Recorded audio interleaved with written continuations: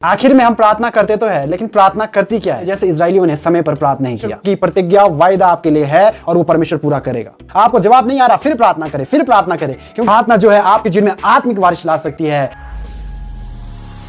जय मसीह की सभी को। तो आज हम सीखने वाले हैं प्रार्थना क्या करती है, व्हाट प्रेयर डज। आखिर में हम प्रार्थना करते तो है, लेकिन प्रार्थना करती क्या है?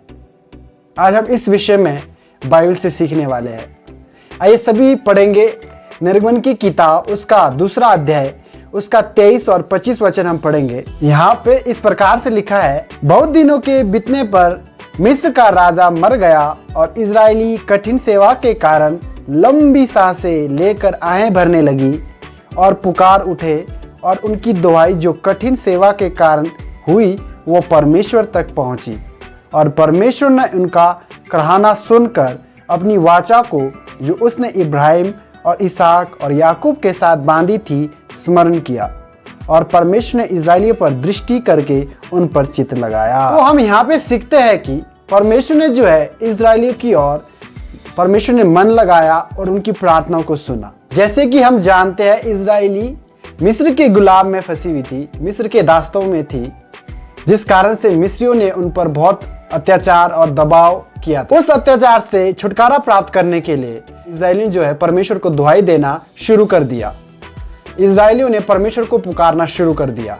वहां पे लिखा है कि वो ऐसे लंबी आहें भरकर, यानी कि रो रो कर, बिखल बिखल कर वो परमेश्वर से पुकारने लगे कि प्रभु हमें इस मिस्र की गुलामी से छुड़ा, इस दास्तव से, मिस्र के दास्तव से हमें छुड़ा, आजाद कर।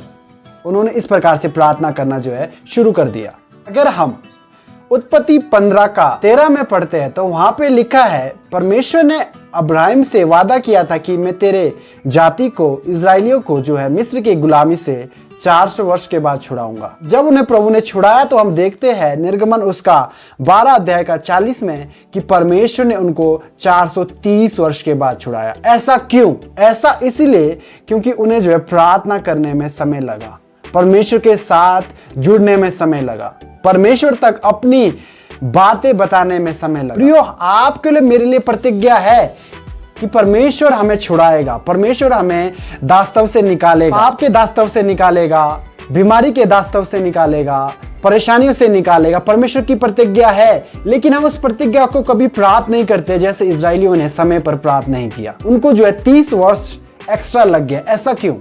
क्योंकि उनके जीवन में जो है परमेश्वर के साथ जुड़ने में समय लगा, परमेश्वर को अपने दिल की बात बताने में समय लगा। लेकिन जब इजरायली लगातार प्रार्थना करने लगी, कंटिन्यू परमेश्वर के साथ जुड़ने लगी, तो हम देखते हैं कि परमेश्वर ने उस प्रार्थना को सुना। उस प्रार्थना को सुनने के बाद परमेश्वर ने इजरायलियों को उस दास्तव से बाहर निकाला, उस गुलामी से बाहर निकाला। प्रियो, आज आपको और मुझे परमेश्वर छुड़ाना चाहता है। आपके लिए, मेरे लिए प्रतिज्ञा है कि प्रभु चंगा करना चाहता है, छुटकारा देना चाहता है, जीवन देना चाहता है, लेकिन हमारी प्रार्थना परमेश्वर में है कि नहीं? हम परमेश्वर के साथ जुड़े हैं कि नहीं? हम परमेश्वर के साथ इन इजरायलियों की तरह प्रभु में निर्भर है कि नहीं? तो आज प्रियो, आपको और मुझे यह निर्णय करना है कि हम इस परिस्थितियों से बाहर निकले। इजरायलियों को छुटकारा प्राप्त करने के लिए 30 वर्ष जो है इजरायलियों को एक्स्ट्रा लगा। हम देखते हैं बाइबल में। प्रियो, घबराइए मत। हमारे जीवन में भी जब हम प्रार्थना कर रहे हैं, कंटिन्यूअसली हम प्रभु में प्रार्थना में लगे रहते हैं, लगातार हम प्रार्थना में बने रहते हैं, तो हारना नहीं है, डगमगाना नहीं है, भटकना नहीं है, क्योंकि परिस्थिति को बदलने में समय लगता है। आपको चंगाई पाने में समय लगता है, छुटकारा पाने में आपको समय लग सकता है, लेकिन घबराइए मत। परमेश्वर की प्रतिज्ञा, वायदा आपके लिए है और वो परमेश्वर पूरा करेगा। परमेश्वर आपको पाप के दास्तव से छुड़ाना चाहता है, पाप की गुलामी से आपको आजाद करना चाहता है। परमेश्वर आपको बीमारी की गुलामी से आजाद करना चाहता है। प्रार्थना में बनी रहिए प्रियो। प्रार्थना जो है आपके जीवन में छुटकारे को लाती है। दूसरी बात हम सीखेंगे, प्रार्थना जो है आत्मा में वर्षा लाती है। अगर हम पहला राजा उसका 18 अध्याय उसका 41 से आगे पढ़ते हैं, वहां पे इस प्रकार से बताया गया है, फिर एलिया ने आहब से कहा, उठकर खा पी, क्योंकि भारी वर्षा की सनसनाहट सुन पड़ती है। तब आहब खाने पीने चला गया, और एलिया कर्मेल की चोटी पर चढ़ गया और भूमि पर गिरकर अपना मुंह घुटनों के बीच किया, और उसने अपने सेवक से कहा, चढ़कर समुद्र की ओर दृष्टि करके देख। तब उसने चढ़कर देखा और लौटकर कहा, कुछ नहीं दिखता। एलिया ने कहा, फिर 7 बार जा। 7वीं बार उसने कहा, देख समुद्र में से मनुष्यों का हाथ सा एक छोटा बादल उठ रहा है। अगर हम इसको और भी आगे तक पढ़ते हैं तो हम देखते हैं कि 3 वर्षों से वहां पर वर्षा नहीं हो रही थी।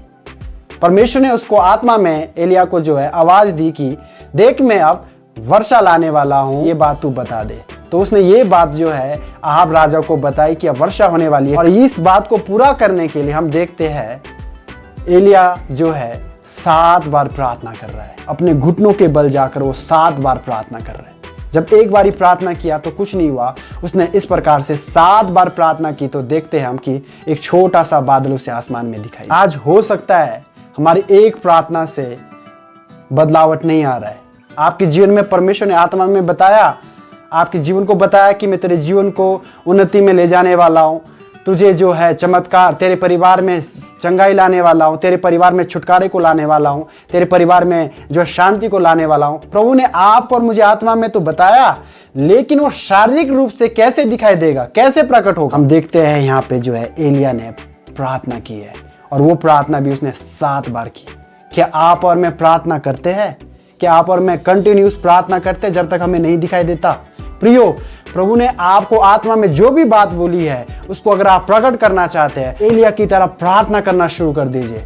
आपके आत्मिक जो है बारिश शारीरिक रूप में प्रकट हो जाएगी अगर आप कंटिन्यूसली एलिया की तरह प्रार्थना करने वाले व्यक्ति बनते हैं। तो कभी कभी हमारे जीवन में साधारण प्रार्थना काम नहीं करती है, हमें तब इस प्रकार से प्रार्थना करना जरूरी है जैसे एलिया ने जो है 7 बार प्रार्थना किया। आपको नहीं मिलता फिर प्रार्थना करें, आपको जवाब नहीं आ रहा फिर प्रार्थना करें, फिर प्रार्थना करें, क्योंकि जो प्रभु ने आपको बताया है वो अवश्य आपको फिजिकली रूप से जरूर दिखेगा, क्योंकि परमेश्वर का वायदा है।